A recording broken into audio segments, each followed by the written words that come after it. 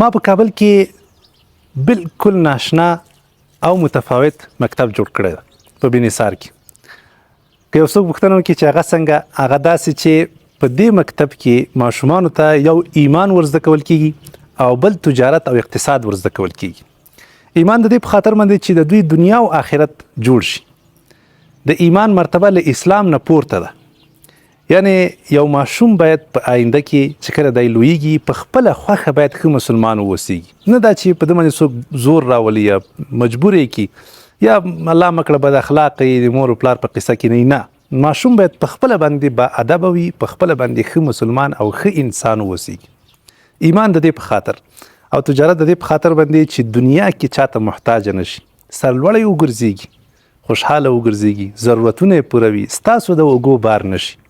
نو که چېرته تاسو غواړئ چې ستاسې اولاد په آینده کې دغه رقم واوسیږي، نو بیا حتما اشرف ښوونځی انتخاب کړئ.